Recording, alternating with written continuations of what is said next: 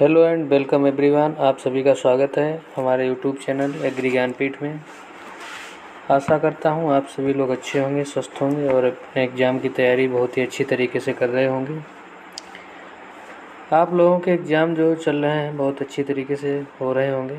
ठीक है, आज आपका चौथे सेमेस्टर का जो AG 406 है, renewable energy and green technology, उसके 2 पार्ट हम लोग कवर कर चुके हैं, जिसमें 50-50 क्वेश्चन, लगभग पूरे 100 क्वेश्चन कवर कर चुके हैं। ठीक है, इसमें आपका classification of energy sources, contribution of these sources in agriculture sector, familiarisation, ठीक है, with biomass, utilisation for biofuel production and their application, ये सब चीज़ें कवर हो गई थी। ठीक है, तो आज हम लोग जो है बाकी आगे अगला पार्ट कवर करेंगे। ठीक है, पूरा सिलेबस कवर करेंगे। आज 101 से स्टार्ट करते हैं। ठीक है, तो पहला क्वेश्चन है आपका, बायोडीजल उत्पादन में प्रयुक्त मुख्य रासायनिक क्रिया कौन सी होती है? तो कौन सी होती है? स्थिरीकरण होती है। ठीक है, बी ऑप्शन आपका राइट आंसर हो जाएगा।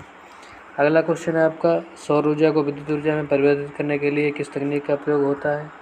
तो फोटोवोल्टाइक का प्रयोग होता है। ठीक है, बी ऑप्शन आपका राइट आंसर हो जाएगा। अगला क्वेश्चन है, गैसीफायर में प्रयुक्त ईंधन कौन सा होता है? सभी होते हैं, लकड़ी, कोयला, बायोमास, सभी गैसीफायर में ईंधन प्रयुक्त कर सकते हैं। ठीक है, निम्न में से कौन सा बायोफ्यूल तरल रूप में नहीं होता है? तो बायोगैस नहीं होता है। ठीक है, सी ऑप्शन आपका राइट आंसर हो जाएगा। अगला क्वेश्चन है, पवन ऊर्जा को किस यंत्र द्वारा विद्युत ऊर्जा में बदला जाता है? तो जनरेटर द्वारा। ठीक है, अगला क्वेश्चन है आपका, बायोगैस संयंत्र का कौन सा भाग गैस संग्रह करता है? Gas holder. ठीक है, अगला क्वेश्चन है आपका, किस प्रकार की ऊर्जा अनंत और नवीकरणीय मानी जाती है? तो सौर ऊर्जा अनंत और नवीकरणीय मानी जाती है। सी ऑप्शन आपका राइट आंसर हो जाएगा। अगला क्वेश्चन है, भारत में सबसे पहले पवन ऊर्जा प्लांट कहाँ लगाया गया था? तमिलनाडु में लगाया गया था। तो आप लोगों को अगर पवन ऊर्जा की बात की जाए तो ज़्यादातर जो है इसकी शुरुआत तो सबसे पहले तमिलनाडु में ही हुई थी। ज़्यादातर उसी तरफ आपकी जो है पवन ऊर्जा वाली चक्की वगैरह लगी हुई हैं। ठीक है, तो जब बात करें पवन ऊर्जा की तो तमिलनाडु आपका रिलेट करता है। ठीक है, अगला क्वेश्चन आपका, बायोगैस उत्पादन के लिए CN अनुपात आदर्श रूप में कितना होना चाहिए? तो 30:1 होना चाहिए। डी ऑप्शन आपका राइट आंसर हो जाएगा। अगला क्वेश्चन है आपका, अगला क्वेश्चन है आपका, सौर कुकर में किस रंग की परत अंदरूनी सतह पर होती है? तो काली परत होती है आपकी। बी ऑप्शन आपका राइट आंसर हो जाएगा। अगला क्वेश्चन है, गैसीफायर द्वारा उत्पादित गैसों को क्या कहते हैं? तो सिंथेसिस गैस कहते हैं। ठीक है, बी ऑप्शन आपका राइट आंसर हो जाएगा। अगला क्वेश्चन है, बायोगैस प्लांट में मुख्य कच्चा माल क्या होता है?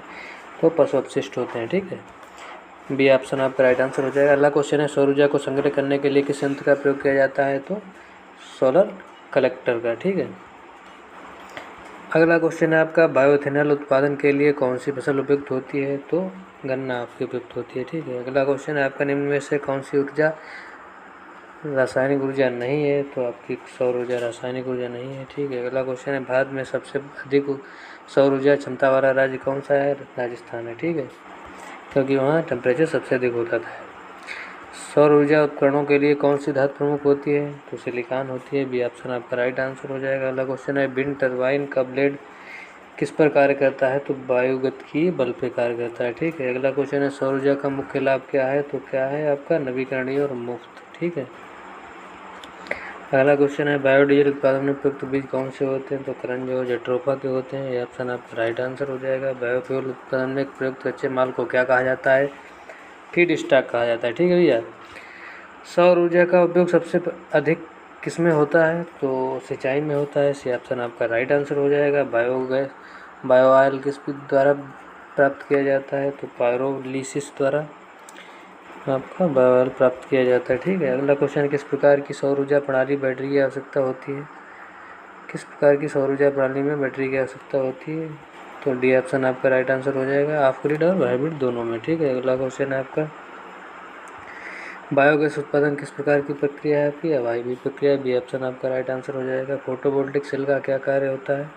तो फोटोवोल्टिक सेल होती है, उसका कार्य होता है आपका सूर्य की रोशनी को विद्युत में बदलना। बी ऑप्शन आपका राइट आंसर हो जाएगा। अगला क्वेश्चन है आपका, जैविक ऊर्जा संसाधनों में कौन शामिल है? तो सभी शामिल हैं लकड़ी गोबर बायोगैस, ठीक है। अगला क्वेश्चन है आपका, बायोगैस संयंत्र का कौन सा भाग स्लरी के एकत्र करता है? तो आउटलेट टैंक जो स्लरी एकत्र करता है आपका। सौर ऊर्जा का मुख्य स्रोत क्या है? तो सूर्य है। सी ऑप्शन आपका राइट आंसर हो जाएगा, सभी को मालूम है, ठीक है। भारत में प्रथम बायोगैस संयंत्र कब स्थापित किया गया? 1954 में। इम्पॉर्टेंट क्वेश्चन है आपका, ठीक है। अगला क्वेश्चन है, बायोथेनॉल के उत्पादन के लिए मुख्यतः कौन सी प्रक्रिया अपनाई जाती है? तो आपकी किण्वन अपनाई जाती है। सी ऑप्शन आपका राइट आंसर हो जाएगा। अगला क्वेश्चन है आपका, बायोगैस संयंत्रों के लिए भारतीय मानक संस्था BIS का मानक है IS 8749, ध्यान रखिएगा, ठीक है। अगला क्वेश्चन है आपका, पवन ऊर्जा का उपयोग किस कार्य में किया जाता है? तो घर की रोशनी में, पंपिंग में, पीसने की चक्की में, सभी में, ठीक है। डी ऑप्शन आपका राइट आंसर, सभी में किया जाता है। सौर ऊर्जा से सुखाने की प्रक्रिया को क्या कहते हैं? तो इसको कहते हैं सोलर ड्राइंग कहते हैं, ठीक है। अगला क्वेश्चन है आपका, किस फसल में सबसे अधिक बायोइथेनॉल प्राप्त किया जाता है? तो आपका गन्ना में प्राप्त किया जाता है। बी ऑप्शन आपका राइट आंसर हो जाएगा। गैसीफायर में गैसीकरण की प्रक्रिया किस तापमान पर निर्भर होती है? आपकी 700-1000 डिग्री सेंटीग्रेड तापमान पर निर्भर करती है, ठीक है।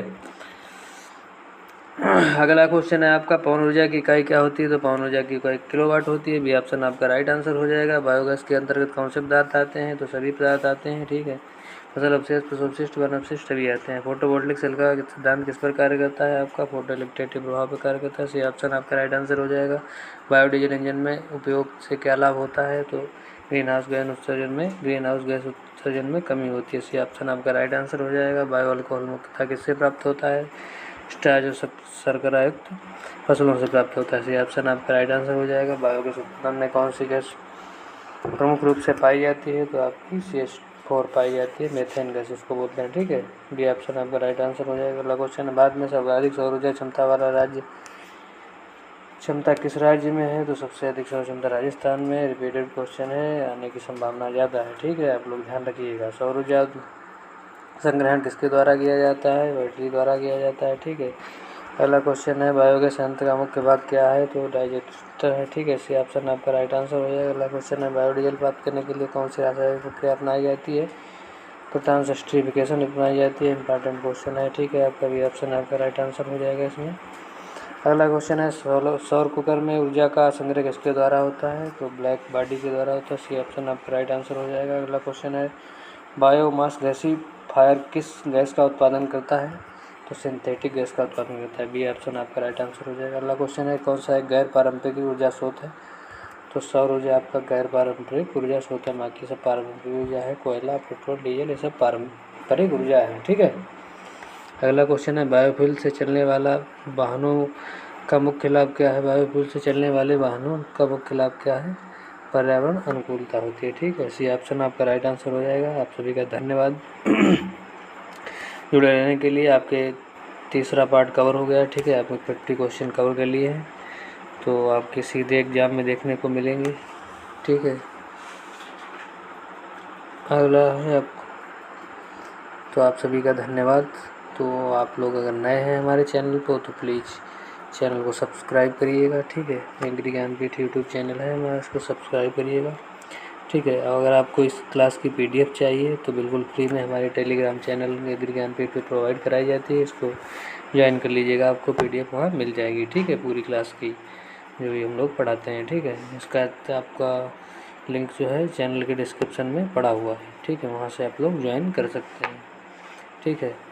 और वीडियो को लाइक कीजिएगा, ठीक है। अगर आप लोगों को हमारी मेहनत दिखती हो तो वीडियो को लाइक कर दीजिएगा, ठीक है। और आप लोगों का कोई डाउट तो कमेंट बॉक्स में पूछिएगा, उसका रिप्लाई दिया जाएगा, ठीक है। तो चलिए, जय हिंद, जय भारत।